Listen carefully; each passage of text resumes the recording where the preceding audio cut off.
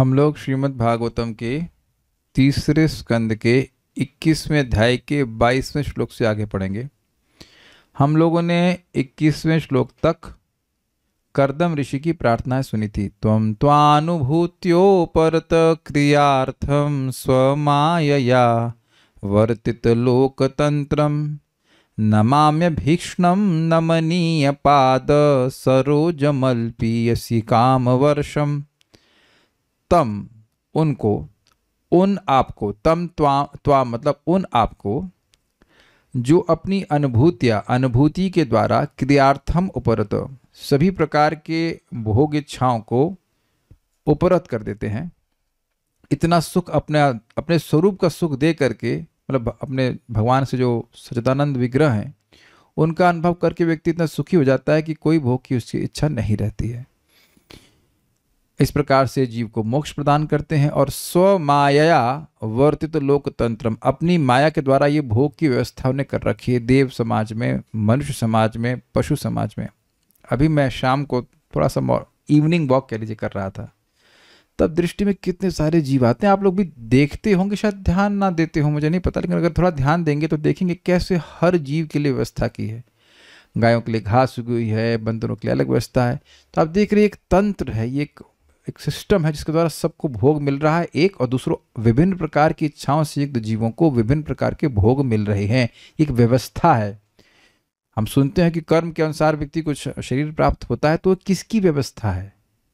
किसी व्यक्ति की व्यवस्था है, क्योंकि कर्म तो जड़ है। मैं और व्याख्या नहीं करूंगा, बस इतनी बात बोल रहा हूं कि भगवान भोग भी प्रदान करते हैं, अकेले वही भोग देते हैं, अकेले वही मोक्ष देते हैं। इसलिए नमाम्य भीक्ष्णम, इसलिए मैं आपको बारंबार नमस्कार कर रहा हूं। नमनीय पाद सरोजम, आपके चरण कमल सभी के लिए नमनीय है, चाहे उनकी सकाम हो, इच्छा हो या निष्काम हो। और अल्पीयसी काम वर्षम, जिसकी अत्यंत तुच्छ इच्छा है, भोग इच्छा को तुच्छ ही कहा जाता है क्योंकि भोग ही तुच्छ हैं, निकृष्ट हैं, तो उन पर भी आप कामनाओं की वर्षा करते हैं। अब ये सब बड़े, अब इस बात पे, इस वहां पे समाप्त करके अब यहाँ पे कह रहे हैं ऋषि वाचा, अर्थात मैत्रेय मुनि कह रहे हैं। उनको बुला लिया, वेदवाद नहीं, हाँ, you have to be here on time, या फिर माइक लेके पहुंच जाइए वहीं पे, वहीं से बोल सकते हैं। ऋषिरवाच इत्यव्यलीकं प्रणुतोऽब्जनाभस्तमाबभाषे वचसामृतेन। इत्यव्यलीकं प्रणुतोऽब्जनाभस्तमाबभाषे वचसामृतेन। सुपर्णपक्षो परिरोचमानः प्रेमस्मितोद्वीक्षण विभ्रमद्भ्रुः। सुपर्णपक्षो परिरोचमानः प्रेमस्मितोद्वीक्षण विभ्रमद्भ्रुः। विभ्रमद्भ्रुः ऐसे होना चाहिए। ऋषिरवाच इत्यव्यलीकं प्रणुतोऽब्जनाभस्तमाबभाषे वचसामृतेन। इत्यव्यलीकं प्रणुतोऽब्जनाभस्तमाबभाषे वचसामृतेन। इत्यव्यलीकं प्रणुतोऽब्जनाभस्तमाबभाषे वचसामृतेन। इत्यव्यलीकं प्रणुतोऽब्जनाभस्तमाबभाषे वचसामृतेन। सुपर्णपक्षो परिरोचमानः प्रेमस्मितोद्वीक्षण विभ्रमद्भ्रुः। सुपर्णपक्षो परिरोचमानः प्रेमस्मितोद्वीक्षण विभ्रमद्भ्रुः। विभ्रमद्भ्रुः होना चाहिए ना, आ बड़ा क्यों ले रहे हो आप?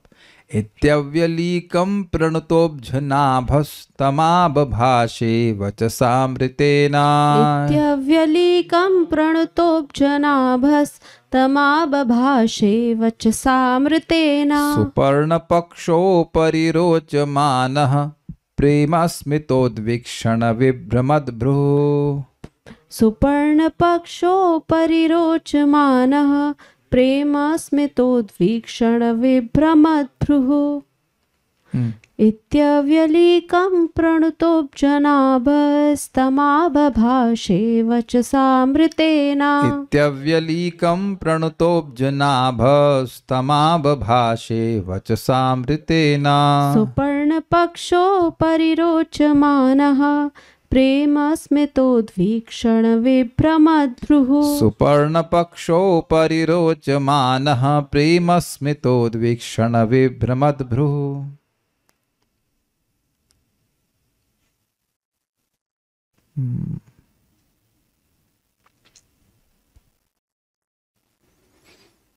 मैत्रेय ने कहा, इन शब्दों से प्रशंसित होने पर गरुड़ के कंधों पर अत्यंत मनोहारी रूप से दैदीप्यमान भगवान विष्णु ने अमृत के समान मधुर शब्दों में उत्तर दिया।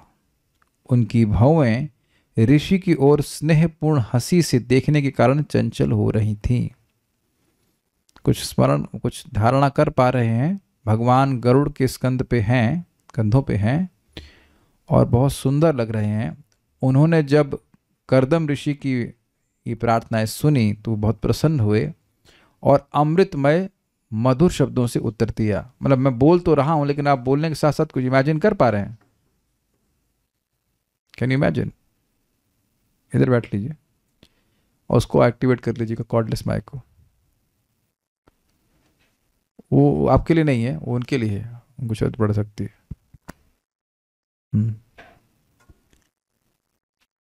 देखिए, एक शैली है सुनने की, इसे कहते हैं एब्सेंट माइंडेडनेस। क्षमा कीजिएगा, हमें नेगेटिव बोलना पड़ता है, लेकिन एब्सेंट माइंडेड हियरिंग इज कि जब इस प्रकार का कोई ध्यान मंत्र आए तो मन कहीं और लगा कर चले, तो फिर उतना लाभ उस श्लोक का नहीं होगा। तो आप कथा सुन रहे हैं तो उन शब्दों के द्वारा रूप की सृष्टि होनी चाहिए मन में, है कि नहीं?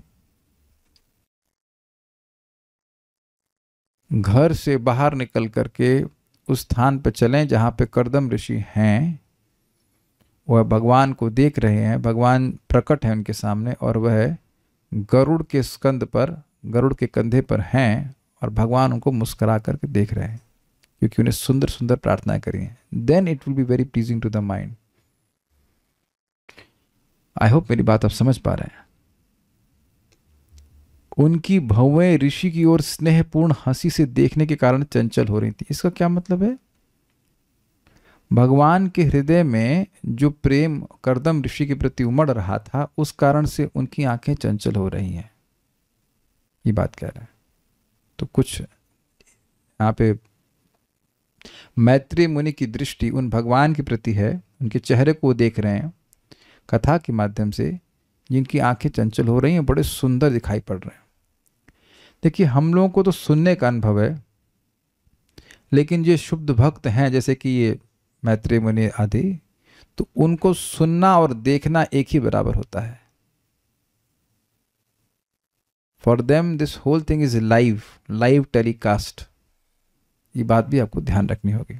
तो ये सारे जो श्लोक इन्हें ध्यान मंत्र कहते हैं, कई बार आ चुके हैं, फिर आ रहा है यहाँ पे, जिसमें भगवान के रूप का ध्यान श्लोक के माध्यम से हो रहा है। तब आगे बातें आएंगी, भगवान क्या कहेंगे, अभी तुम इसको अन्वय को देखते हैं। ऋषिर उवाचा, दिस इज नॉट कर्दम ऋषि, ये मैत्री ऋषि हैं। तो इसमें भ्रमित नहीं होना चाहिए कि कर्दम ऋषि तो बोल ही रहे हैं, तो इसलिए फिर से बोलने का मतलब क्या हुआ कि ऋषिर उवाचा। ये तभी बोलना पड़ेगा जब वक्ता चेंज होगा। अग्रीड? भगवान जब गीता में बोल रहे हैं तो जब तक अर्जुन कुछ नहीं बोलते हैं और बात चेंज नहीं होती, वक्ता चेंज नहीं होता, ये नहीं आता श्री भगवान उवाचा, श्री भगवान उवाचा। तो स्पष्ट है कि ऋषि उवाचा मतलब यहाँ कोई दूसरे ऋषि हैं, तो दूसरे ऋषि तो कोई और है नहीं। पहले मेरे मन में आया कि शौनक ऋषि बोल रहे होंगे शौनक ऋषि अभी नहीं इसमें बोल रहे हैं, मैत्रेय ऋषि बोल रहे हैं। मैत्रेय मुनि ने कहा, सुपर्ण मतलब गरुड़ के पक्ष उपरी, पक्ष मतलब पंखे, पक्ष मतलब होता है पंख, मतलब पंख, लेकिन यहाँ पक्ष का मतलब पंख नहीं होगा। देखिए, यही सब तरीका है समझने का। भगवान गरुड़ जी के पंख पर नहीं बैठते हैं, पंख तो ऐसे चलता होगा ना, भगवान उनके कंधे पर बैठते हैं, इसलिए पक्ष ऊपरी का मतलब होगा कंधे के ऊपर। See you have to be very very careful in understanding this things. एक एक शब्द का महत्व है। ऊपर से तो पढ़ लिया अलग बात है, ध्यान से पढ़ना होगा। पक्ष मतलब पंखे, पंखे पे थे ना भगवान ऐसे करके ऊपर नीचे होते रहेंगे, तो कंधे, पक्ष का मतलब कंधे पे बैठते हैं, बैठे हुए। रोचमाना, देखिए रुचि समझते हैं आप, रुचि मीन्स टेस्ट, टेस्ट मतलब रस, तो रोचमानम मतलब वहां विराजमान है, बड़े सुंदर रूप में विराजमान है, ये अर्थ है रोचमान का। एक्चुअली केवल विराजमान नहीं है, अत्यंत सुंदर लग रहे हैं। एक लौकिक बात, लौकिक एग्जाम्पल देना अगर समझ में आ जाए, जैसे कोई बहुत सुंदर दुल्हन है तो वो बैठी है अपने दूल्हे के साथ, तो वहां बैठे दोनों लोग बड़े सुंदर लग रहे हैं। जैसे भगवान श्री राम, चलिए भगवान की बात कर लेते हैं, भगवान श्री राम और माता सीता का विवाह है, तो अब वो कहीं बैठे होंगे ना, वो तो बैठे हुए बड़े सुंदर लगेंगे कि नहीं?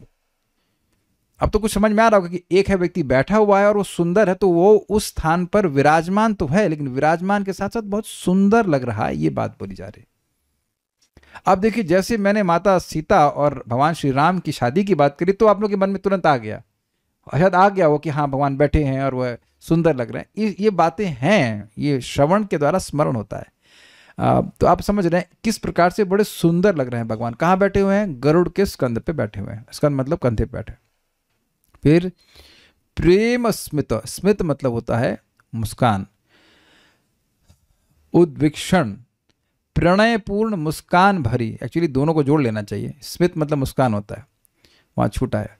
विभ्रमत भ्रू चितवन से, चितवन मतलब होता है, ये थोड़ा सा मिस्टेक हो गया है मुझसे, मैं मिस्टेक हुआ है, क्षमा कीजिएगा, मुझे ठीक करना पड़ेगा। देखिए चितवन जाएगा उद्विक्षण पे, मैं ध्यान नहीं दे पाया जल्दीबाजी में। प्रणय स्मित को लिख लीजिएगा, प्रणय पूर्ण मुस्कान से भरी हुई चितवन से, जो कि विभ्रमत अर्थात चंचल थी, भ्रमण कर रही थी, विशेष रूप से भ्रमण कर रही थी। थोड़ा सा मिस्टेक हो गया है, ये अन्वय गड़बड़ है यार, 2 मिनट रुकेंगे तो मैं चेंज करके रख सकता हूँ, नहीं तो आप समझ लीजिए, अभी यहीं थोड़ा समझ लीजिएगा, एडजस्ट करने का प्रयास कीजिए, टाइम लगेगा यहाँ पे चेंज करने में। प्रेम स्मित का मतलब है प्रेम पूर्ण मुस्कान, इधर बस खाली शब्दों को देखिए, वो थोड़ा गलती है। उद्वीक्षण, ईक्षण, ईक्षण नहीं समझते, ईक्षण मतलब देखना, तो उद्वीक्षण मतलब देखना, तो यानी प्रेम स्मित उद्वीक्षण का मतलब हुआ प्रेम पूर्ण ईक्षण से युक्त। मैं कई बार समझाया कि क्या आज तक कभी कोई आपको द्वेष से नहीं देखा है, क्रोध से नहीं देखा है, तो दृष्टि में ये भाव आपने क्या कभी अनुभव नहीं किए हैं? तो क्या जिंदगी में कोई व्यक्ति आपको अफेक्शन से भी नहीं देखा है? तो इसलिए इन शब्दों को थोड़ा समझिए, अपने जीवन में जो अनुभव है उसके द्वारा बात समझ में आती है कि आंखों में बहुत भाव आता है, आंख से बहुत भाव आता है, क्रोध है, द्वेष है, लस्ट है। अब हम स्पष्ट, इसमें कॉल मत करिए, प्रभुपाद स्पष्ट कहते हैं कि स्त्रियों का एक विशेष गुण है कि वह भांप जाती हैं कि कौन सा पुरुष कौन सी दृष्टि से देख रहा है। ये हम लोग प्रथम स्कंद में सुन चुके हैं कि नहीं? तो किसी न किस पुरुष में आंख में लस्ट है या नहीं है वह भी दिख जाता है। तो हम खाली इतना बताना चाहते हैं कि जो भाव है वह आंख से प्रकट हो जाता है। आंख से देखने की बात याद आ रही है, प्रभुपाद कुकिंग कर रहे थे और एक सन्यासी थे, उनके शिष्य, वो भी देख रहे थे कैसे कुकिंग हो रहा है। तो प्रभुपाद ने कहा, you have half eaten already by seeing it, तुम उसको आधा खा ही चुके हो देख कर, कि देखने का बड़ा प्रभाव होता है, ठीक है ना? तो आप शब्दों के अर्थ को ठीक ठीक समझेंगे। प्रेम से मुस्कुराते हुए देखते हुए, विभ्रमत, विभ्रमत मतलब चलायमान, भ्रू अर्थात भवें वाले, यानी कि भगवान की जो भवें थीं वह चंचल हो रही थीं। अब ये ठीक है, अब्ज नाभ यानी कमल नाभ भगवान श्री हरि इति, इस प्रकार अव्यलीकम प्रणुतः, निष्कपट भाव से स्तुति करने पर। ये क्या मतलब है? ये बड़ी मजेदार बात है भाई। जब कोई व्यक्ति भोग मांग रहा है तो भगवान को तो नहीं मांग रहा है ना? भगवान को छोड़कर भगवान से कुछ और मांग रहा है। लेकिन आप जरा वक्तव्य देखिए मैत्रेय मुनि, क्षमा कीजिएगा, कर्दम ऋषि का। वो कह रहे हैं कि मुझे पता है भगवान की ये भोग व्यर्थ हैं, ये अल्प हैं, मेरा विवेक भी है। किए थे ना वो वो निंदा किए थे कि जो माया के द्वारा जिनकी बुद्धि मारी गई है वह आपका भजन भोग प्राप्ति के लिए करते हैं। ये खुद ही बोले हैं, ऐसा नहीं कि उनको नहीं पता है, लेकिन अपनी असमर्थता प्रस्तुत कर रहे हैं कि भगवान मेरे से भोग इच्छा नहीं जा रही है, और ये अपने लिए बहुत बड़ी शिक्षा है। ऐसा नहीं है कि भोग इच्छा गायब हो गई है, ऐसा नहीं है कि केवल भाव भक्ति के लिए भक्ति कर रहे हैं, इच्छाएं हैं, इज इट नॉट? तो भगवान से प्रार्थना करना चाहिए, भगवान इन इच्छाओं को समाप्त कीजिए जेन्युइनली। और कभी कभी तो शायद प्रार्थना भी नहीं कर पाते इच्छा समाप्त करने के लिए है ना? तो इसका मतलब ये नहीं कि भगवान रिजेक्ट कर देंगे। Krishna please help me, is it not? अव्यलीकम प्रणुतः, निष्कपट भाव से स्तुति करने पर तम उन करदम जी से अमृतेन वचसा, अमृतमयी वाणी में आप भाषा, अर्थात बोले। प्रभुपाद जी अपने तात्पर्य में बहुत सुंदर बात कहते हैं कि ऐसा नहीं है, मतलब इस मैं जो इसको इस तरह से समझ रहा हूं कि ऐसा नहीं कि केवल भगवान यही अमृतमय वाणी में बोले, भगवान जब भी बोलते हैं उनके मुख से अमृत ही निकलता है। और अमृत का दो अर्थ हैं। अमृत मतलब जो मरा हुआ नहीं है, न अमृत तो अमृत, जो मरा हुआ नहीं है वह अमृत। तो दो अर्थ में है, एक कि अत्यंत सुस्वादु और दूसरा मृत्यु को दूर करने वाला। क्या अर्थ हुए दो? एक तो बहुत सुस्वादु है। क्या आपने कभी नहीं बोला अरे ये मट्ठा तो यार अमृत जैसा लग रहा है, जैसे लग रहा है अमृत पी क्या है? कितने लोग अमृत पी क्या है? अमृत का अनुभव है नहीं, लेकिन तुलना कर देते हैं कि अरे मट्ठा तो अमृत जैसा लग रहा है। पता नहीं आप लोगों ने कभी, और मुझे याद आ गया, वो मिट्टी की हांडी में कढ़ाई, वो जो लकड़ी की मतलब उससे आंच से पका हुआ दूध बनाया जाता है और एकदम जब लाल हो जाता है फिर उसका दही बना जाता है, फिर मथते हैं और उसका मट्ठा पिया है। Let's do a voting. किसी ने पिया है कभी मेरे अलावा? राधिका प्रभु पिए हैं, एक आपने भी शायद पिया, 2 3 4 लोग हैं। तो आप जान रहे हैं कि वहां जब आप पिए होंगे तो, अगर भाई जो लोग नहीं पिए तो क्या समझेंगे, लेकिन जो लोग पिए होंगे तो कहेंगे अरे यार ये तो अमृत जैसा लग रहा है, अमृत जैसा लग रहा है। मुझे याद है बहुत पहले मैं अपनी माँ के संग उनके गांव में गया था, बुलंदशहर के पास में। तो हम लोगों को दिया मट्ठा, हम दे मट्ठा पी जा रहे, उनको दे दिया दूध। कहती है हमारे क्यों दूध दे दे, मजा नहीं आया। So it was so tasty. आप सब लोग को अनुभव होगा कि जब आप किसी चीज की तुलना अमृत से करते हो तो जनरली इसका अर्थ सुस्वादु होता है, अत्यंत टेस्टफुल, है ना? मतलब जो उसका असली अर्थ है कि अमर करने वाला, उधर आपकी मन नहीं जाता है, लेकिन दोनों अर्थ हैं। भगवान की वाणी सुनने से सुस्वादु, अच्छी लगती है और अमर बनने वाली। और एक तीसरा अर्थ और भी है, एवर फ्रेश, जो कभी मरे नहीं। इस जगत में जो भी वाणियां भौतिक रूप से प्रयोग की जाती हैं, 1-2 बार आदमी सुन लेगा, 10 बार सुन लेगा, उसके बाद एकदम उसका मन भर जाता है। लेकिन भगवान की वाणी ऐसी है कि उसको जितनी बार सुनेंगे वो कभी, उस आपके मन में हमेशा फ्रेश रहती है। जैसे एक श्लोक तो मुझे रोज याद आता है भगवद गीता का, यम ही ना व्यथयन्ते ते पुरुषम पुरुषर्षभा समा दुखा सुखम धीरम स अमृतत्वाय कल्पते। जो व्यक्ति, जो कौन व्यक्ति पुरुषों में सर्वश्रेष्ठ है? वह व्यक्ति सर्वश्रेष्ठ है पुरुषों में जो सुख और दुख में धीर रहते हुए, स्थिर रहते हुए, सम रहते हुए, सम दुखा सुखम धीरम स अमृतत्वाय कल्पते, और अपनी धी को ईर्यते चलाता है भगवान धर्म संपादित करने में, तो वह व्यक्ति अमृतत्व के योग्य हो जाता है। अर्थात भक्ति करने में लगा रहता है, अब चाहे सुख आए चाहे दुख आए, तो वह व्यक्ति अमृतत्व की प्राप्ति के लिए योग्य हो जाता है। भगवान स्वयं बोल रहे हैं। तो ऐसा नहीं कि मैं श्लोक को 1 बार बोल दिया, 2 बार बोल दिया, हटाओ बोरिंग है, ऐसा नहीं है। It all is practically to me, it gives me strength every day. तो मेरे जीवन में मैं अगर ऐसे में अनुभव करूं तो ये श्लोक तो बिल्कुल नहीं मर रहा है। ये और भी बहुत सारे श्लोक, आपूर्यमाणम अचल प्रतिष्ठम इत्यादि इत्यादि, भगवद गीता पढ़ते हैं तो वह देखेंगे कि कभी कभी कठिनाई में अगर आपने गीता पढ़ी है तो गीता का श्लोक मन में आ जाता है और आपको शक्ति प्राप्त होती है। तो भगवान की वाणी अमृत है। ऐसा नहीं है कि मैं अब गीता दोबारा पढ़ाऊंगा तो आपको बोरिंग लगेगी, आप देखना वह फिर अच्छी लगेगी। भगवान की वाणी इस प्रकार से। तो अमृत मतलब जो कभी ना मरे। तो 3 अर्थ समझिए आप अमृत के, एक सुस्वादु, दूसरा अमर करने वाली, जैसे, और तीसरा, कभी जो मरी हुई ना हो, जैसे लाश होती है उसको कौन इंटरेस्टेड होगा, तो फेंको, जलाओ, फूको। तो भगवान की वाणी हमेशा एवर फ्रेश रहती है, ये बात है। तो हम लोग श्लोक को देखते हैं। वो मैं अन्वय ठीक कर दूंगा, मैं ध्यान नहीं दे पाया तो उस त्रुटि थी, यहां समझ लीजिएगा ठीक से। ऋषिर उवाच, ऋषि मतलब मैत्री ऋषि ने कहा, इति अव्यलीकम, इस प्रकार निष्कपट प्रणतः, निष्कपट प्रार्थनाओं के द्वारा, प्रणतः मतलब प्रणाम भी किया, और प्रणतः का अर्थ है प्रशंसित होकर, निष्कपट भाव से भगवान को वह प्रशंसा की, मतलब उनका गुणगान किए। अब्ज नाभ, किसकी प्रशंसा की? जो कमल नाभ हैं भगवान विष्णु की। तो उन्होंने तम आब भाषे, उन कर्दम ऋषि को बोला। कैसे बोला? वचसा अमृतेना, अमृतमय वाणी के द्वारा बोला।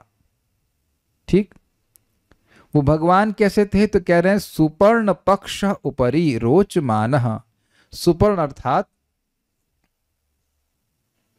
गरुड़ जी के पक्ष अर्थात उनके कंधे के ऊपर बड़े सुंदर रूप से विराजमान थे।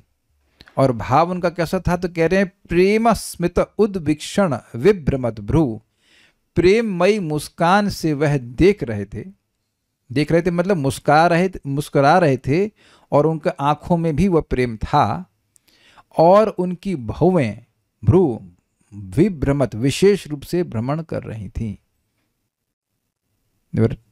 Not eyebrows was not stable, they were unstable.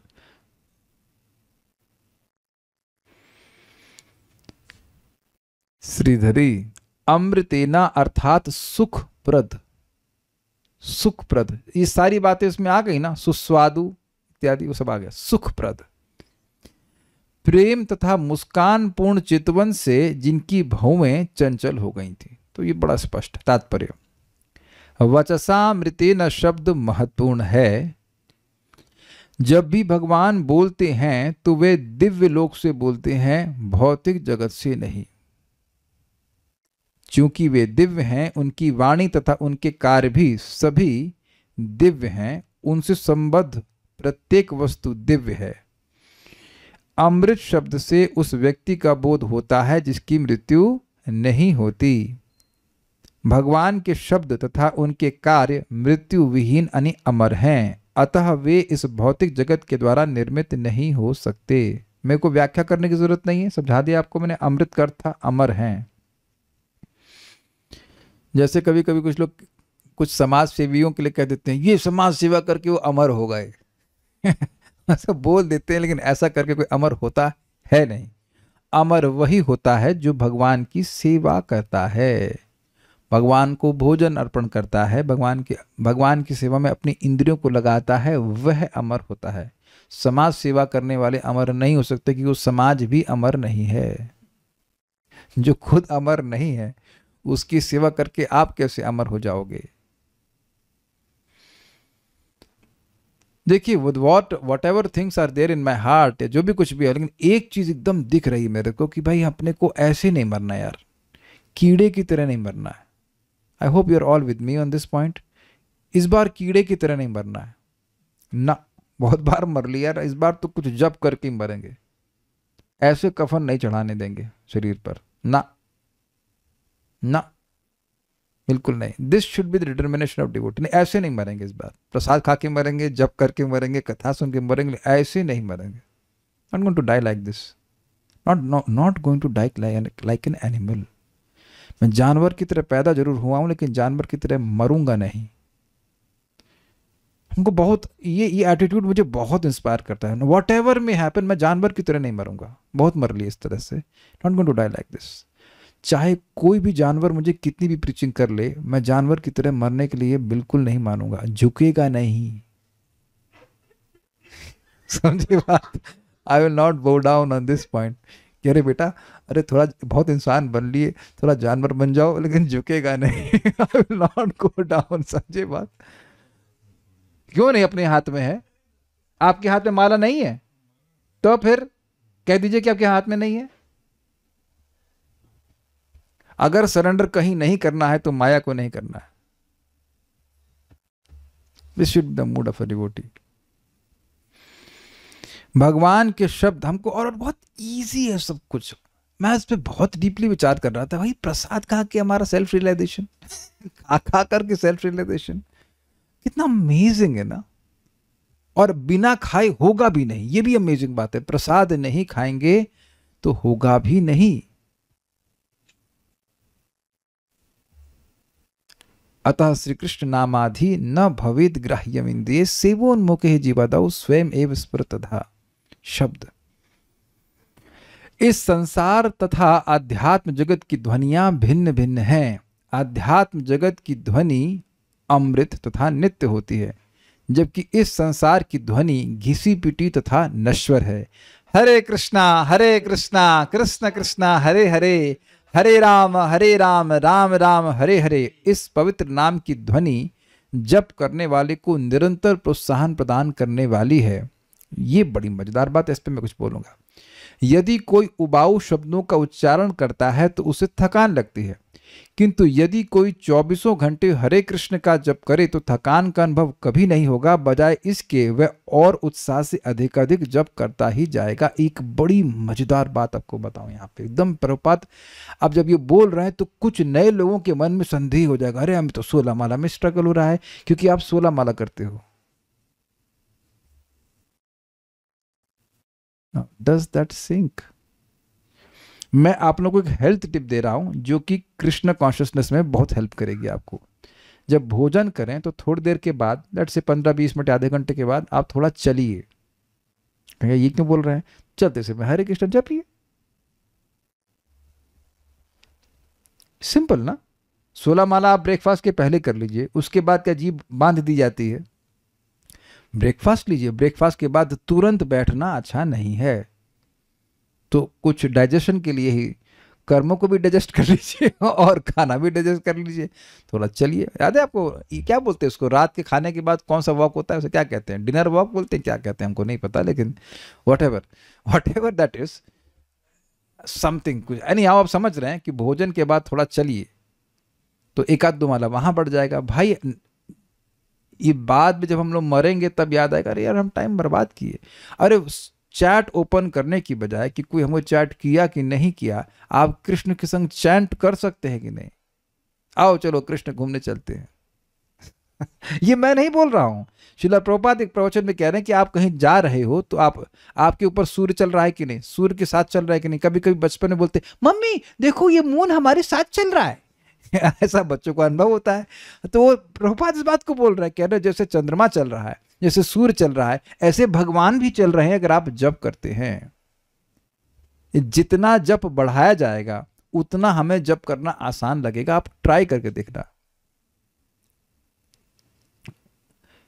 This is just amazing. जो लोग कर रहे हैं वे इस बात को अनुभव करेंगे। तो जितना ये भगवान का नाम जो है ये अंतरंगा शक्ति का भगवान स्वयं है और वो सुखमय है। मैं बार बार इन बातों को बोलता हूं ताकि बात सिंपल सी याद रहे। कभी आपको जप करके नहीं लगा होगा कि आपने अपना समय खराब किया है। पता ही कभी लगा? टेस्ट मिला हो या ना मिला अलग बात है, लेकिन कभी ऐसा नहीं लगा होगा कि आपने अपना समय खराब किया है। You feel satisfied. अगर किसी चीज को करके आपको लग रहा है कि अपना समय खराब नहीं किया, that means you are satisfied in doing that.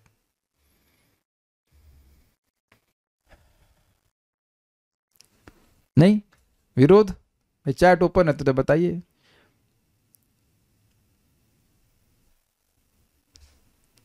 तब जैसे मैं एक हेल्थ वीडियो देख रहा था, उसमें एक चीज उन्होंने बोली थी, मैं आपको एक रामबाण औषधि बताती हूँ। राम तो बोला है पूरे प्रवचन में, राम तो आया एक बार। ये भारतीय लोग बड़े अच्छे, कहीं ना कहीं राम जरूर जोड़ देंगे। गाने में राम, खाने में राम, हर जगह राम। एक पूरे प्रवचन में कम से कम ये आध्यात्मिकता थी कि राम तो आया ना।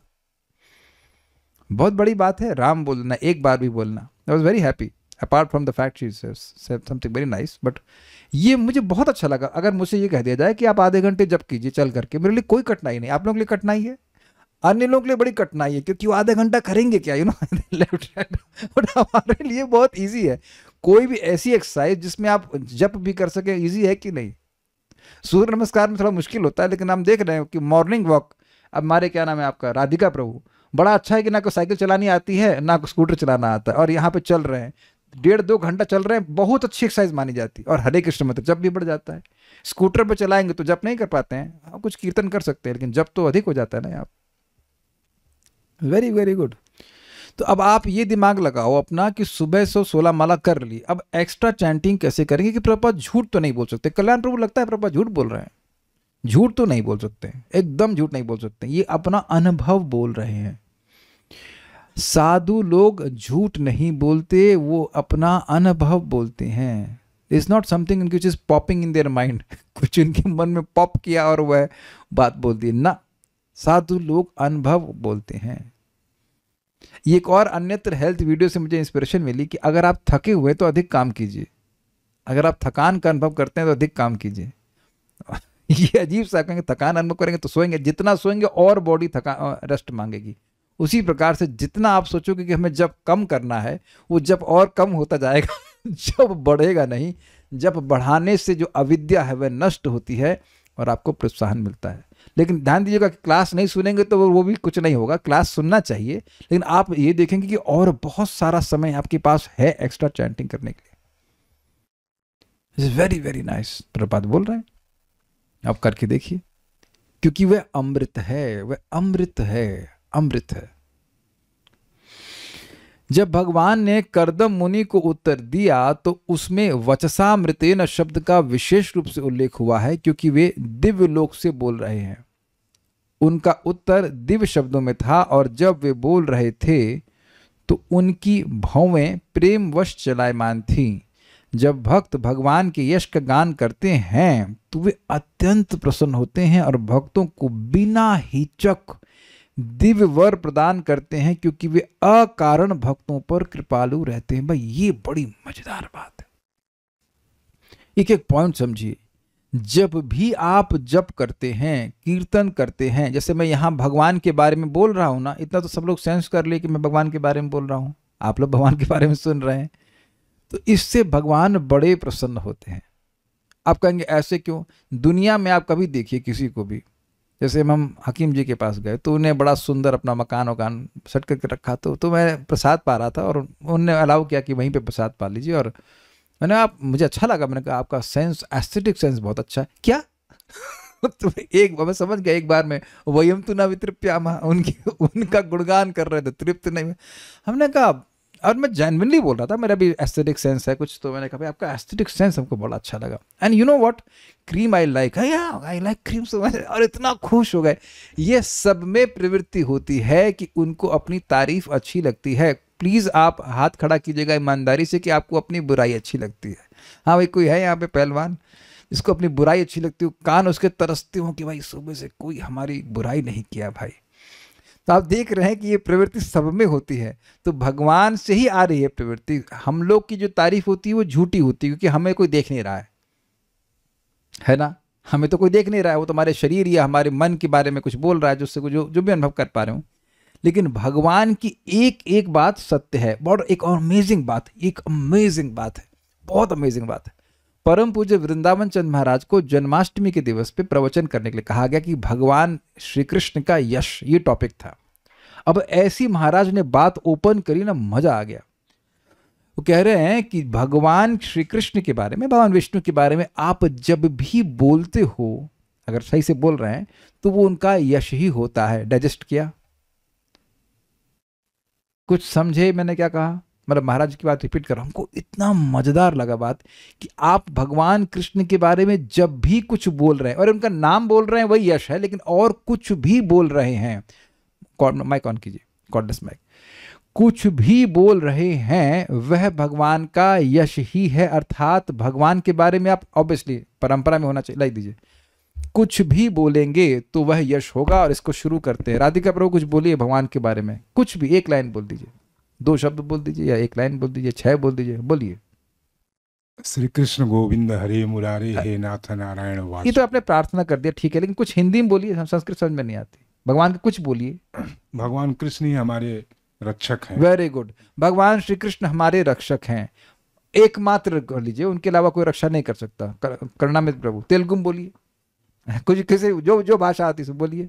भगवान कृष्ण हमको हमेशा रक्षण करते हैं। अरे सब लोग रिपीट कर लिए हैं क्या, और कुछ नहीं बोल रहे थे? चलिए आप बोलिए।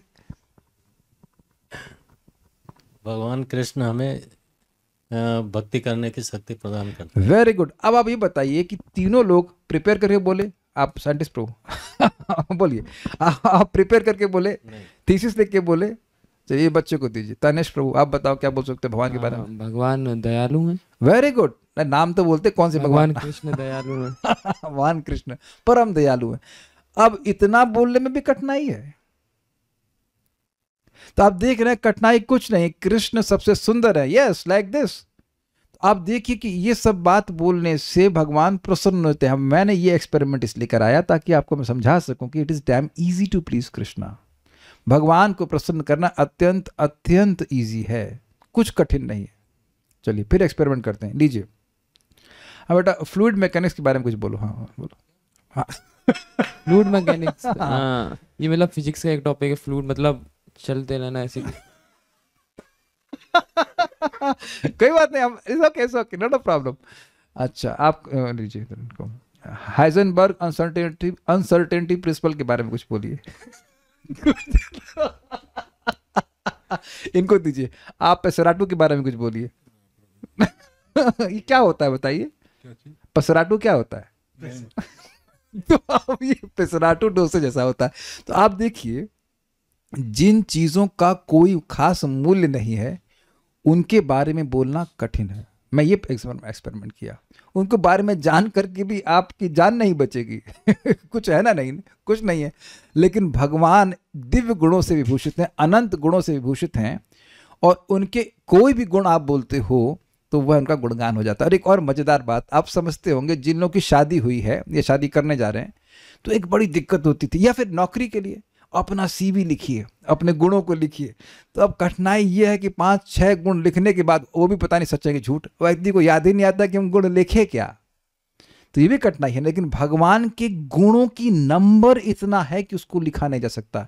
एक एक गुण अनंत रूप से डीप, और एक एक गुण मतलब, और जितने नंबरों की गुण है मतलब गुणों की संख्या वो इन्फिनाइट है। तो यानी कि अगर हमें भगवान का गुणगान करने का टेस्ट है, अर्थात बोलने का और श्रवण करने का, तो हमारे पास इनफाइनाइट डेज के लिए इंगेजमेंट है, खूब इंगेजमेंट। और अपनी भक्ति में दुनिया से कोई मतलब मत रखिए, अपनी भक्ति में फोकस कीजिए कि श्रवण कीर्तन में रुचि जल्दी से जल्दी आ जाए, और वो आती है श्रवण कीर्तन के द्वारा ही। मैंने आपके सामने एक्सपेरिमेंट करके दिखा दिया। भगवान के बारे में बोलना बहुत आसान है, भगवान इससे तुरंत प्रसन्न हो जाते हैं, और भगवान प्रसन्न हो जाते हैं तो क्या कहते हैं? भक्तों को बिना हिचक दिव्य वर प्रदान करते हैं। बिना हिचक मतलब जो भक्त चाहता है वह देते हैं। तब उसमें भी हमारे संग इतना बड़ा हमारा लाभ है कि हमको पता है कि भगवान से क्या मांगना चाहिए। प्रेम बिना व्यर्थ मोरा दरिद्र जीवाना, दास करी वेतन मोरा दिया प्रेम धन। और देखिए अगर कहे भाई प्रभु हमारे मन में तो भोग इच्छा है, तब भगवान देखिए मेरा दारिद्र, देखिए मेरा दारिद्र कि मेरे पास प्रेम नहीं, मेरे पास केवल काम ही काम भरा पड़ा है। ये बिना काम मतलब बेकाम की चीज़ है। Is only lust in my heart. थोड़ा तो प्रेम दे दीजिए। और थोड़ा सा प्रेम हम जानते हैं कि एक बूंद भी मिल गई तो भगवान उसमें डूब जाते हैं। If you get even a drop of love, Krishna will drown in it. ये सब बातें हम चैतन्य चरितामृत से समझा रहे हैं आपको। तो ये तो सबको याद हो गई ना प्रार्थना। प्रेम बिना व्यर्थ मोरा दरिद्र जीवाना, दास करी वेतन मोरा दिया प्रेम धन। I don't want to be a duplicate devotee, my dear Krishna. I don't want to be a duplicate devotee. Duplicate समझते हैं?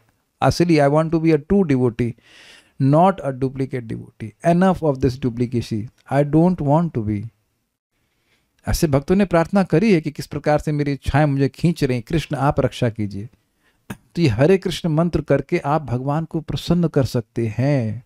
This is ultimate glorification of Krishna. Krishna बोल देने से क्या मतलब हुआ? सर्वाकर्षक, अनेक अनेक नाम है। राम जो योगियों को भी रमण कराने वाले हैं। हरे जो सर्व अमंगल हरे प्रेम दिया हरे मन। अब समझ में आ रहा है कि भगवान का नाम बोलना ही उनका गुणगान है, इसलिए भगवान प्रसन्न हो जाते हैं। इतना तो समझ में आना चाहिए। और बिना हिचक दिव्य वर प्रदान करते हैं। तो जब बिना हिचके वो मांग देने के लिए तैयार हो जाते हैं तो छोटी चीज क्यों मांगते हैं, बड़ा चीज मांगना चाहिए। सबसे बड़ी चीज है भगवान की भक्ति। अच्छा, अब तीसरी पॉइंट क्या है, वे क्यों बिना हिचके देते हैं, क्योंकि वे अकारण भक्तों पर कृपालु रहते हैं। इसका क्या मतलब है, माताएं समझ सकती हैं कि अपने बच्चों पर वो नेचुरली स्वाभाविक रूप से दयालु होती हैं। इट्स लाइक नदी जैसे स्वाभाविक रूप से समुद्र की तरफ बहती है, ऐसे अफेक्शन जो माँ का होता है वह अपने आप अपने बच्चे की तरफ जाता है। तो जीवों का सहज संबंध भगवान से है। ऐसा नहीं है कि जीव कुछ भगवान का उपकार करेंगे तब भगवान कृपा करेंगे। जब हम भक्ति नहीं कर रहे हैं तब भी भगवान, या जो लोग, हम तो कर रहे हैं, लेकिन जो लोग भक्ति नहीं कर रहे हैं उनको भी बंगला गाड़ी सब व्यवस्था भगवान करके ही दे रहे हैं ना, कि और कोई कर रहा है। पूरी जगत की सृष्टि भगवान ने करी है कि नहीं करी है। तो ऐसा नहीं है कि हम भगवान का कुछ उपकार करेंगे तब भगवान हम पर कृपालु होंगे। भगवान तो जीवों पर सहज रूप से कृपालु हैं, और उस पर भी अगर कोई व्यक्ति भगवान की भक्ति करे तो कितने दयालुता उनके पर दया होगी, ये बात समझना चाहिए। ठीक है, तो अब हम लोग अगले श्लोक को देखेंगे। आप इधर आ जाओ तो वेदवाद नहीं, श्लोक बोल दीजिए कम से कम। एक भक्त ने बोला Krishna is an infinite God. इसमें एक गलती है, एन। कृष्ण एक असीमित भगवान है, मतलब एक और भी कोई है। इतना बोलने में दिक्कत हो गई। Krishna is infinite, Krishna is infinite God, not an. अब अंग्रेजी में सही हो रही है लेकिन फिलोसफिकली थोड़ा सा गड़बड़ हो जा रहा है। Krishna is not, Krishna is infinite God, Krishna is infinite, not an infinite God.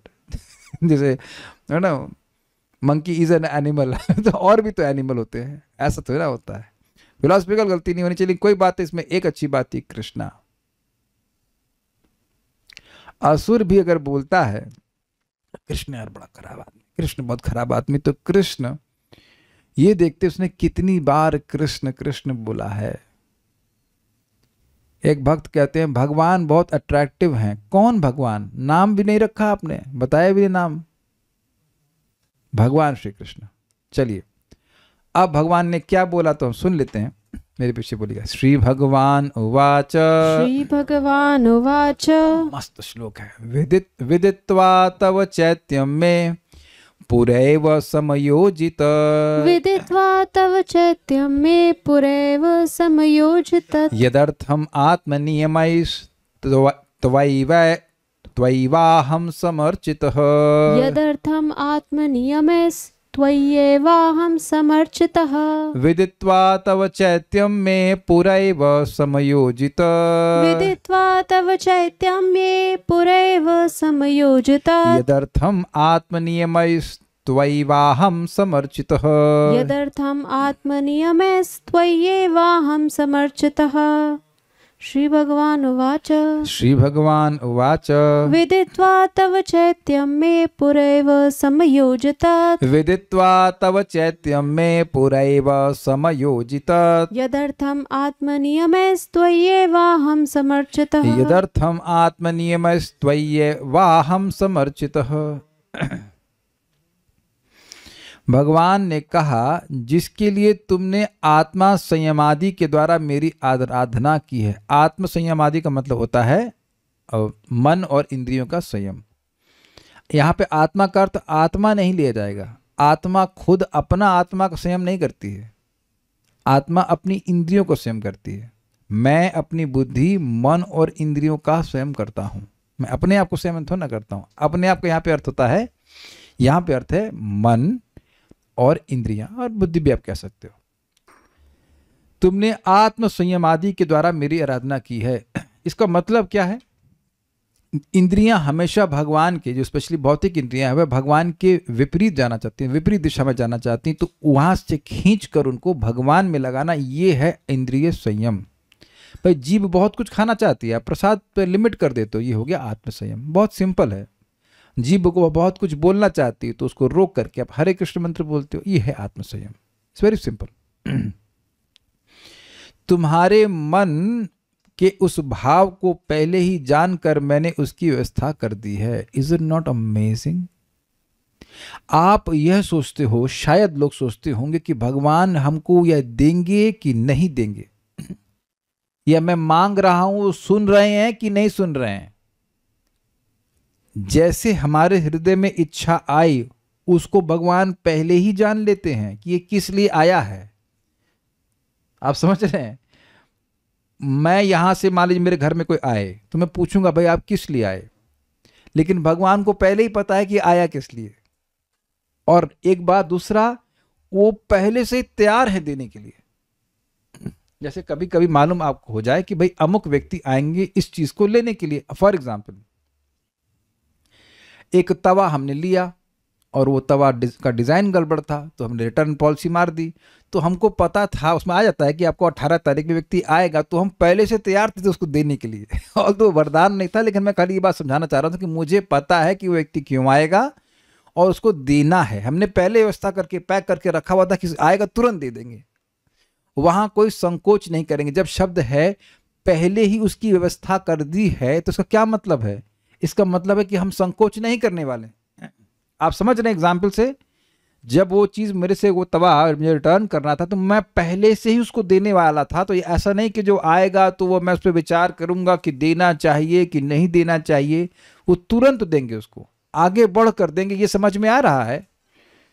ये समझ में आ जाएगा तो खूब उत्साह मिलेगा कि अरे अगर भोग चाहते हैं तो भगवान ने पहले ही व्यवस्था कर दी है। भगवान जानते हैं कि क्या चाहता है। अगर मोक्ष चाहते हैं तो वह इसकी व्यवस्था भी कर दी, ठीक है दे देंगे। और अगर भक्ति चाहते हैं तो उसकी व्यवस्था भी कर दी है। इसीलिए भक्तों का चरित्र सुनना चाहिए, ताकि इच्छा तो आए कि काश हमको नाम में वैसी रुचि मिले जैसे आचार्यों को प्राप्त हुई है। जब उस इच्छा को बार बार सुनेंगे, उस लीला को सुनेंगे या उनके अनुभव को सुनेंगे, तो वो इच्छा बलवती होती जाती है। काश मुझे नाम में वैसी रुचि मिल जाए। हम कहीं पे भी हों, गिरे ही हुए हैं, लेकिन काश मुझे वैसी रुचि प्राप्त हो जाए। अब आप देख लीजिए कि जो व्यक्ति हरे कृष्ण मंत्र बोलेगा उसकी जो जो इच्छाएं हैं वो भगवान जान लेते हैं, उसकी व्यवस्था पहले ही कर देंगे। तो बेसिकली पॉइंट ये है कि जो भगवान का नाम उच्चारण करेगा उसकी जो जो इच्छाएं हैं उसको भगवान पहले ही व्यवस्था कर देते हैं। That means he is not holding himself to give you benedictions. भगवान आपको आशीर्वाद देने में हिचक नहीं कर रहे हैं। हिचक अगर कोई है तो हमारी तरफ से है भजन की। तो कल्याण प्रभु आपकी माइक लीजिए। बहुत सिंपल क्वेश्चन, घबराइए मत, आपको ग्रिल नहीं करेंगे। आपकी भगवान के धाम जाने की इच्छा है जी? क्या लिखा है बताइए इसमें। तो मैं भगवान की तरफ से बोल रहा हूं कि उस आपकी इच्छा को हे कल्याण ऋषि पहले ही जानकर मैंने उसकी व्यवस्था कर दी है। अब और क्या आशीर्वाद चाहिए भागवतम से? है ना, आप लोग के मन में आता होगा पता नहीं हम जाएंगे कि नहीं जाएंगे, पता नहीं जाएंगे कि नहीं जाएंगे, क्या होगा ना। भगवान ने पहले ही व्यवस्था कर दी। हम तो इसको एक गाना बना दिए, शायद तेरी मुक्ति का ख्याल, नहीं निश्चित तेरी मुक्ति का ख्याल दिल में आया है, इसीलिए कृष्णा ने तुझे इस्कॉन में बुलाया है। और आपको लग रहा क्या प्रभु जी क्या गाने बजा रहे हो लेकिन ये मुचकुंद महाराज कहते कि जब किसी जीव के मुक्त होने का समय आता है भगवान कृष्ण, तब उसे वैष्णव की संगति प्राप्त होती है। सिंपल है। हमको बहुत अच्छा लग रहा है, बहुत अच्छा लग रहा है कि जो जो इच्छा आप सोच रहे हैं सब भगवान पूरा करेंगे, और जो नहीं सोच रहे हैं उसको सुचवा भी देंगे। कभी सोचे थे आप भगवान के धाम जाने के बारे में? अब कैसे सोच रहे हैं आप? तो भगवान ने ये भी व्यवस्था कर दी ना कि ये कैसे जाएगा। और जरूरी नहीं है कि ये इच्छा आपकी इस जीवन की हो, it can be from your previous life as well, कि काश मैं भगवान के पास चला जाता, तो उस समय योग्य नहीं थे, जो भी था भगवान ने इस जीवन में व्यवस्था करी। अब कह दीजिए कि भागवतम सुन करके आपको प्रोत्साहन नहीं मिल रहा, अच्छा, ऐसे एग्जाम्पल से आप समझ लीजिए, आपकी इच्छा होती है कहीं ट्रेन से जाने के लिए, होती है, तो आपने टिकट ले लिया, टिकट लेके जब बैठ गए तो सारी व्यवस्था तो पहले ही कर दी गई है ना कि आपको वहां पहुंचा दिया जाएगा। जब टिकट लेकर के आपने टिकट का पेमेंट कर दिया, बैठ गए, चाहे मेट्रो हो चाहे कहीं हो, वो पहले व्यवस्था होती है ना कि इसके बाद ये स्टेशन आएगा, इसके बाद ये स्टेशन आएगा, इतने बाद ये स्टेशन आएगा, और आपको व्यवस्था आपकी नहीं है, इच्छाओं की पूर्ति की व्यवस्था आपकी नहीं है। इसलिए निश्चिंत रही कि जिसने व्यवस्था की है वो परफेक्ट है और वो पूरा करके ही देगा। कुछ समझ रहे हैं? इट्स वेरी गुड कि मेरी इच्छाओं की पूर्ति की व्यवस्था मेरी नहीं है, क्योंकि मैं तो गड़बड़ कर दूंगा, मैं तो गड़बड़ करने के लिए पैदा हुआ हूं भौतिक जगत में जीवात्मा गड़बड़ी तो कर रहा है। I am not fulfilling my desires. एको बहुनाम यो विदधाति कामान, कृष्ण है जो पूर्ण है, वह आपकी इच्छा को पूर्ण करेंगे। इसलिए इच्छा करनी चाहिए कि काश वटेवर गुड इच्छाएं, धाम में वास मिल जाए या नाम में रुचि मिल जाए। सबसे अच्छी इच्छा होती है कि भगवान आपकी कथा में और नाम में रुचि मिल जाए। ये खूब करना चाहिए, क्योंकि आप कहीं पे भी रहो आपको मिल सकती है, चाहे धाम में रह रहे हैं चाहे धाम के बाहर रह रहे हैं। अगर ये दो चीज़ मिल गई बस, नाम में रुचि कथा में रुचि, नाम में रुचि कथा में रुचि, नाम में रुचि कथा में रुचि, कथा रुचि नाम में रुचि, इसी के पीछे भगवान के पीछे लगे रहना चाहिए। दे दीजिए प्लीज, दे दीजिए, नहीं दे दीजिए मानना नहीं, अरे कुछ ले लो यार, कुछ पोजीशन लेना ही नहीं, नाम रुचि कथा रुचि, नाम रुचि कथा लगे रही तो ठीक है। वो देना ही चाहते हैं, वो तो चाहते ही देना, वो देंगे, पक्का देंगे। हमको बहुत अच्छा लग रहा है श्लोक, आगे नहीं जा पाऊंगा, बस इसको पढ़ेंगे। श्री भगवान वाचा, श्री भगवान ने कहा, यद अर्थम, जिस अर्थ के लिए, जिस कामना के लिए, त्वया तुम्हारे द्वारा, आत्मनियमई मन तथा इंद्रियों का संयम करके, अहम एव समर्थता, मेरी ही आराधना की गई। ये मजेदार बात है।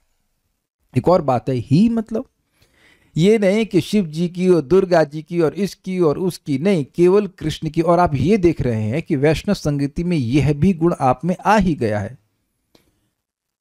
आप देवताओं की नहीं उपासना करते हो, सहज रूप से भगवान की उपासना करते हैं। तो यह भी भगवान देख रहे हैं कि क्या कर रहा है। तब चैत्यम विदित्वा, तुम्हारे मन की बात को जानकर, चैत वहां से आया चित्त शब्द से, चित्त मतलब मन, उनको जानकर मैंने पूरा एव तत्व समयोजी, पहले ही उसकी व्यवस्था कर रखी है। मतलब सब कुछ रेडी, आइए बैठिए खाइए। अगर मान लीजिए किसी को मालूम चल जाए कि इनको ये पसंद है, तो व्यक्ति पहले से ही व्यवस्था कर लेता है कि आएंगे तो ये पका कर रखेंगे, आए बस बैठिए, सब कुछ रेडी है आपके लिए, पहले से ही व्यवस्था करके रखिए। तो रूम पे तो आना पड़ेगा, थोड़ा समय है, लेकिन आप रूम पे आएंगे तब ना खिलाएंगे।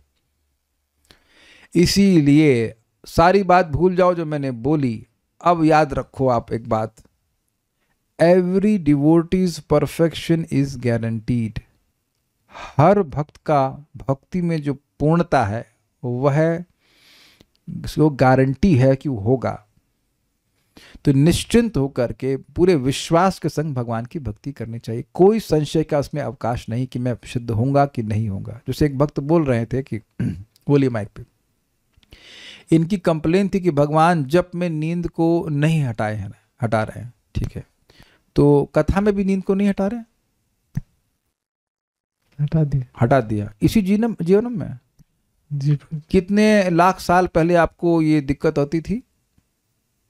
1 साल पहले। देखो अब भगवान ऐसे ऐसे धीरे धीरे बोल रहे, जैसे लग रहा है कि को ना क्रिमिनल हो। अरे खुल के बोलना चाहिए कि भाई एक ना जुर्म कर रहे हो। 1 साल पहले क्लास में ऐसे, एक्चुअली 1 साल से ऊपर हो गया है, आप झूठ बोल रहे हैं। आपको याद भी नहीं कि भगवान ने कब कथा में नींद गायब करवा दी। यही तो मजेदार बात है कि आपको पता भी नहीं चलेगा कि कब भगवान वरदान दे दिए। हमको एकदम अच्छे से याद है, जब मंदिर ज्वाइन किए थे बैठा ही नहीं आता जब में, चल के एकदम नींद आ रही है, बहुत कठिनाई होती, मंगल आरती के पहले सो जाता था 10 मिनट, तब जाके किसी तरह से बोता था। फिर तो भगवान नहीं आपको अब हमेशा के लिए कथा से नींद गायब कर दे कि नहीं। किस दिन कथा में नींद आती है? वह बोलो, झूठ नहीं बोलना, सच बोलो। लोग सोचेंगे तो कम से कम कि आध्यात्मिक वरदान भी देते हैं कि नहीं देते। हाँ बोलिए। नहीं आती भगवान की कृपा से। हाँ, तो भगवान ने बस यहीं तक कृपा करी, आगे नहीं करेंगे। बस इस जीवन में खाली कथा रुचि देंगे और आपको नाम रुचि नहीं देंगे। Got it? तो भगवान ने व्यवस्था कर रखी थी। और मैं बता रहा हूँ हुआ कैसा, ये बहुत जल्दी उठ जाते थे तो फिर सुबह नींद आती थी, तो अब इन्होंने मुझे बताया कि जल्दी उठते हैं, फिर मैंने को समझाया, एक बार में समझते भी नहीं है ये, तो कई बार समझाया, मैंने कहा भाई थोड़ा देर में उठो, नींद मतलब देर मतलब 6 बजे नहीं 4 बजे उठो, अपना नींद पूरी कर लो, तो उनको समझ में आया। It was damn simple, it's very simple. ये आप लोग को लग रहा होगा मैं इतना क्यों फोकस कर रहा हूं, क्योंकि भक्त भजन करते हुए भी उनके मन में थोड़ा सा संशय हो जाता है, लग रहा है भगवान मेरी नहीं सुन रहे हैं।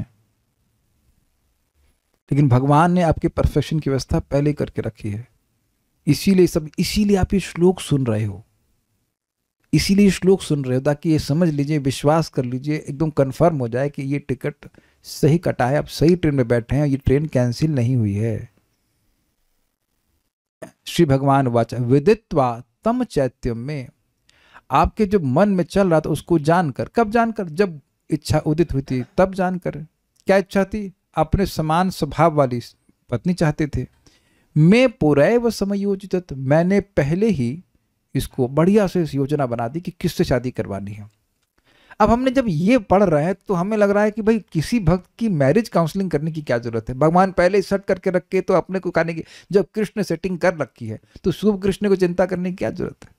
कभी कभी भक्त लोग बोलते हैं, एक भक्त उनको पूछ रहे थे कि कोई लड़की अब जानते हो, अरे भगवान जानते हैं, भगवान व्यवस्था, भगवान ला के दे देंगे, आप जब करते रहिए। Is it not everything is possible, Krishna पहले से व्यवस्था कर दी है। यदर्थम आत्मनियम, जिस प्रयोजन के लिए, क्या मान लो पूछेंगे भाई क्या आपने व्यवस्था की है, कह रहे यदर्थम आत्मनियम, आत्म संयम के द्वारा जिस अर्थ के लिए आप त्वयैव अहम समर्चिता, जिस प्रकार से इंद्रियों का संयम करके जिस प्रयोजन का के लिए आपने मेरा ही भजन किया है, सम्यक रूप से अर्चना की, उसके द्वारा उसको वह समझ करके व्यवस्था कर दिया, ये बात है। श्रीधरी, हार्दिक भाव को चैत्य कहा गया है, मतलब जो चित्त में भाव उत्पन्न होता है कि ये चाहिए, तुम्हारे द्वारा जिसके लिए आराधित हुआ हूं उसकी व्यवस्था मैंने पहले ही कर दी, मतलब जिस इच्छा को लेकर आपने भजन किया है वो हम पहले से व्यवस्था कर दी है। तात्पर्य, पूर्ण पुरुषोत्तम भगवान सबों के हृदय में परमात्मा रूप में स्थित हैं, अतः वे प्रत्येक व्यक्ति के भूत, वर्तमान तथा भविष्य को जानने के साथ ही उसकी इच्छाओं, कार्यों तथा उसके विषय में सब कुछ जानते हैं। भगवद गीता में कहा गया है कि वे हृदय में साक्षी रूप स्थित हैं। भगवान कर्दम मुनि के हृदय की अभिलाषा को जान गए और उसकी पूर्ति के लिए उन्होंने पहले ही व्यवस्था कर दी थी। इजी है, वे एक निष्ठ भक्त को चाहे वह जो कुछ भी चाहे निराश नहीं करते, किंतु उसकी भक्ति के मार्ग में किसी प्रकार की बाधा आने नहीं देते। हमको बहुत अच्छी लाइन लगी है, इसको ऐसे पढ़ना चाहिए। एक लाइन जो मजेदार थी, वह एक निष्ठ भक्त कुछ भी हो भक्ति करेंगे, कुछ भी हो भक्ति करेंगे, और ये कन्विक्शन श्रीमद् भागवतम के श्रवण से आ जाता है। अब न कह दीजिए कि नहीं आ रहा है। वॉट एवर यू डिजायर, और आप लोग अब एक्सपेरिमेंट कर सकते हैं, लिस्ट बना लीजिए क्या क्या चाहिए। बहुत चीजें तो लिस्ट से पहले गायब हो गई होंगी ये भी है। और जो जो चाहिए, नौकरी चाहिए, किसी को पत्नी चाहिए, किसी को घर चाहिए, जो भी चाहिए मटीरियली, और अगर भक्ति चाहिए तो बहुत अच्छी बात है। हमको सबसे बढ़िया बात क्या लग रही है वो ये है कि बस हमें खाली हमारा काम है एक निष्ठ होना। एक मीन्स एक में निष्ठ, कृष्ण में निष्ठ, कृष्ण नाम में, कृष्ण कथा में, प्रसाद में, उसमें तो खैर मुश्किल नहीं है प्रसाद में तो कोई दिक्कत नहीं। ये सारी चीज़ में एकदम निष्ठ होना, और इसी चीज़ को महाप्रभु स्वयं के निष्ठा हैला प्रेमिर तरंग, निष्ठ होकर के भक्ति करे तो भगवान की प्रेम की प्राप्ति हो जाए। निष्ठा हैला प्रेमिर तरंग, रतिर तरंग या प्रेमिर तरंग, ऐसे भाव भक्ति दुर्लभ नहीं है अगर हम निष्ठा पूर्वक भक्ति करें। निष्ठा मतलब लग के, ये नहीं कि आज जब किया उसके बाद 6 महीने बाद होता है ऐसा। प्रभु जी can you give me jap link एक माता जी थी, प्रभु जी do you remember me, do you remember my name, ने कहा वो अपना नाम आधा बताई, हम उनका नाम पूरा बता दिया। हाँ हमको याद है कि अब कौन है, और ये भी याद है कि 6-7 महीने से नहीं आए, तो अब ठीक है आए, अब अभी भी नहीं आए, लिंक तो हमने दे दिया। ऐसे में कठिनाई होगी, संस्कार तो बनेगा लेकिन कठिनाई होगी, लेकिन रोज लग करके ना यही करना, इसी के लिए कमाई कर रहे हैं, इसीलिए जो कुछ कर रहे हैं सो कर रहे हैं, then we will get whatever we want. Whatever we want. और मुझे अभी भी पता है कुछ भक्तों के मन में संदेह होगा, लेकिन करके तो देखो, करके देखेंगे। जो लोग, ये प्रभुपाद जी करके बता रहे हैं ना, करदम ऋषि भी एग्जाम्पल है। अब है ही, अभी तो हम बात नहीं खोलना चाहते, लेकिन वो तो बाबा जी थे वो जंगल में पड़े हुए हैं और उनको राजा की लड़की से शादी। That's astonishing। आप बताओ कि ये है ना astonishing बात, उनके समान स्वभाव वाली वो भी राजा की लड़की से शादी भगवान करवाती है। राजा मतलब मनु महाराज, छोटे मोटे राजा भी नहीं। तो भगवान सब कुछ दे सकते हैं, सब कुछ दे सकते हैं। कुछ प्रश्न या कुछ कमेंट्स उसमें देख लेता हूं, फिर रुकते हैं। मॉर्निंग में नींद आती है, आप ये देखिए कि आप रात में सोते कितने बजे हैं और कितना खा के सोते हैं। तो अगर नींद पूरी होगी तो नींद नहीं आएगी। कुछ चीज़ें प्रैक्टिकल भी होती हैं, भगवान की सहायता थोड़ा सा इस तरह से भी होती है। ये लिस्ट वाली बात आपने 2 साल पहले भी बोली थी, तब मैंने लिटरली लिस्ट बनाई थी, उसमें से 2 पूरी हो गई, बाकी मैं लिस्ट भूल गई कि क्या क्या लिखा था। Very good, yes. तो एक भक्त बता रहे हैं कि भगवान लिस्ट पूरी करते हैं और जो फालतू की चीजें वो डिलीट कर देते हैं। ओवर थिंकिंग की आदत कैसे कम करें? ना कम करो, बढ़ाओ उसको। इसको भागवत में लगाओ, बड़ा सुंदर श्लोक है, हमको एकदम याद नहीं आ रहा, लेकिन इसमें लिखा हुआ है कि जो बहुत विचार, एकदम याद नहीं आ रहा, लेकिन जो विचार करने में निपुण है तो उन्हें चेतन महा विचार करी ते चित्ते पावे चमत्कार। अगर आपको चेतन चरितामृत का श्लोक, अगर आपको विचार ही करना है तो भगवान चेतन महाप्रभु की कृपा पे विचार करना चाहिए और आपको बहुत चमत्कार होगा। भक्ति कर रहे हैं, नाम जप कर रहे हैं, कथा श्रवण कर रहे हैं, तो विचारों का बढ़ना तो स्वाभाविक सी बात है। ये एक बात और लिख लीजिएगा कि मन पवित्र होगा तो मननशील हो जाएगा। आप पता नहीं है विचारशील का आप क्या अर्थ ले रहे हो, लेकिन मननशील, ये बात क्यों हुई, इसका क्या मतलब है, इस पे ऐसी विचारशीलता आती है। नहीं तो लोग पशु की तरह चलते रहते हैं, दे डोंट थिंक। जैसे मेरे एवरी डे मेरे को याद रहता है कि मेरे मरने से इस दुनिया में किसी को फर्क नहीं पड़ता है, तो मुझे दुनिया के कार्यों से क्या फर्क पड़ता है? हम बिल्कुल भी महत्वपूर्ण नहीं है इस जगत के लिए। अगर कुछ महत्व कर सकते हैं तो लोगों को कृष्ण भावना के बारे में बता सकते हैं, बाकी जो कुछ भी मटेरियल कर रहे हैं उससे कुछ फर्क नहीं पड़ता, एक ढेले का भी फर्क नहीं पड़ता। तो हम क्यों करें उस चीज के लिए प्रयास? आप लोग शायद मेरी बात को समर्थन ही करेंगे, थोड़ा थोड़ा दिखने भी लग जाए। मुझे दिख रहा है, आप लोग अगर जिन लोगों को नहीं दिख रहा होगा वो दिखने लग जाएगा, वो क्लियर हो जाएगा एकदम कि आपके बुरा नहीं मानेगा, लेकिन you are of no value to this world. हम इस जगत के लिए कुछ भी वैल्यूबल नहीं है।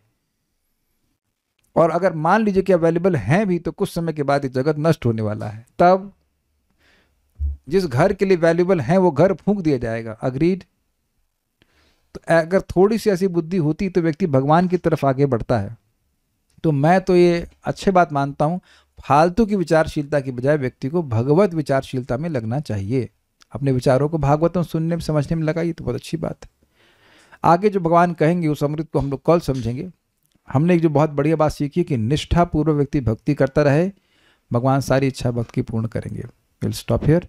Thank you so much. Shrimad Bhagavatam की जय, श्रील प्रभुपाद की जय, निताई गौर प्रेमानंदे।